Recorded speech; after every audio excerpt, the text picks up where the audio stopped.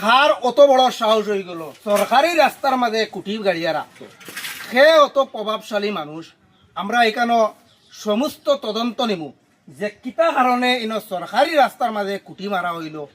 আমরা এই যে গ্রামের যারা গণ্যমান্য মানুষ আছেন তার কাছ থেকে আমরা সম্পূর্ণ বিস্তারিতভাবে বুঝার চেষ্টা করবো যে কিতা কারণে সরকারি সড়কের মাঝে ইবাবর কুটি মারিয়া গাড়ি বন্ধ করা হয়। কিতা হয়েছে ভাই কৌশাই? তো আমরা রাস্তা সম্বন্ধে একটু কথা আসলো। কোনজন কিতা কইবা? আমরা রাস্তা তো প্রায় আজকে 5 বছর হয়ে গেছে, কোনো কাজ কিচ্ছু হয় না।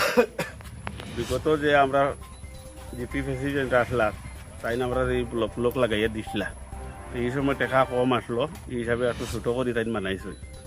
এখন আমরা এই রাস্তা দুইটা অটো যদি আয়তে এটা পাসিং হয় না। তো এখন আমরা গ্রামের কয়েকজন মানুষে মিলিয়ে উদ্যোগ দিয়েছি যে রাস্তাত কয়টা পাসিং পয়েন্ট বানাইতাম।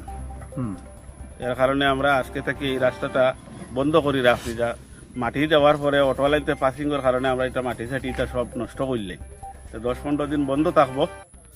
আমরা এর ভিতরে কাজটা করিলিম। মানে এই 10-15 দিন বন্ধ করার অর্থ হইলে মাটিটা শক্ত হইতো। মাটি শক্ত করার লাগিয়া, কারণ এখন তো মাটি শক্ত হইলে না তারা আবার নষ্ট করে লিব।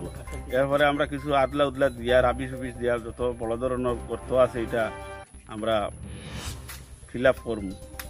আচ্ছা, এখানে আর একটা বিষয় হইল কি, বিভিন্ন সোশ্যাল মিডিয়াত দেখছি যে আপনার পিছনে যে ব্রিজ আছে যেটা কালভার দেওয়া আছে এটা লইয়া গত 2 বছর থেকে মানুষের মেহনত খতরা এটার নিচ ভাঙ্গিয়া গেছে কি, অথবা যেটা গার্ডওয়াল আসলো এই গার্ডওয়ালটাও কিন্তু দসি গেছে। তো এটা নিয়ে কাজ করাইবার লাগে আবেদন করা হয়েছে বিভিন্ন সোশ্যাল মিডিয়াত আমরা দেখছি। তো এই ব্রিজের ব্যাপারে আপনি কিতা কইবা? এই ব্রিজটা বর্তমানে এখন যদি মনে করেন 2 টন মাল লইয়া যদি কোনো গাড়ি এই ব্রিজের উপরে উঠে, এই ব্রিজটা এখন উপরে দিব ওলা কন্ডিশন, এটার এরকম কন্ডিশন। আমরা এই ব্রিজও মনে করো 2টা অটো কোনো সময় আমরা একলগে চালি না, নিজে যদি তাকিতে অটো একটা একটা করে পার করি। আচ্ছা, এখানে ব্রিজের যে উত্তর সাইড যেটা আছে, উত্তর সাইডটা দেখছি বর্তমান অবস্থায় প্রায় আধা তলা খান খাইতে গেছে। ব্রিজটা অধিক ডাউন হয়ে গেছে, ডাউন হয়ে গেছে। ব্রিজটা জার্গি আর কি। আচ্ছা, এখানে আর একটা জিনিস দেখছি, ব্রিজের 2 সাইডে বাঁশর কুটি মারিয়া মাটি আটকানি হয়েছে। এটা তো আমরা নিজে করছি। আপনারা নিজে করছেন?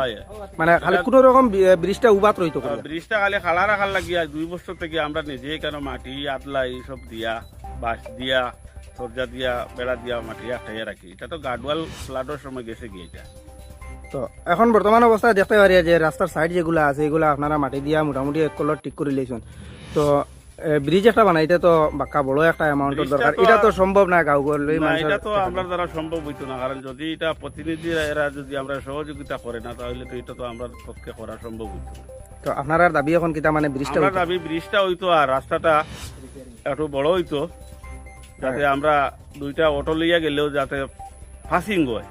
আচ্ছা, আর একটা জিনিস এখান থেকে পরিষ্কার করতে চাই, আর আমরা যে সময় দেখছি যে এই রাস্তা আরজানপুর, লোকনাথপুর, যদনপুর বা দক্ষিণ হাওয়াইতাং যেটা বা উত্তর হাওয়াইতাং, এই সব দিকের মানুষ কিন্তু এই রাস্তায় চলাচল করেন। বর্তমানে এই রাস্তাটার একটু বালা, বাকি যে 2টা মনে করেন কমরুল ইসলাম রোড আছে বা এইদিকে দুফি স্কুলের রাস্তা যেটা আছে এটা বর্তমানে এখনো খুবই খারাপ।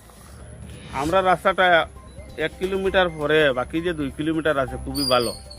এর কারণে এইদিকে অটোওয়ালাইতে যারা যাইতে একটু সুবিধা হয়। মনে করেন আরজানপুর, লোকনাথপুর, জয়দনপুর 2-3টা গ্রাম আছে, সবে অটো ওইদিকে লিয়া যায়, অটো গাড়িও। তো এখানে আপনি ও দাবিটা তুলিয়া দোতরা যে কয়েকদিন পরে ব্রিজটা ভাঙ্গি দিব, তো ভাঙবার আগে এটা নিয়ে মানে আগে চাইয়া যদি আমরা ব্রিজটা বানাইয়া দেওয়া হইতে আমরা খুবই ভালো হইতো।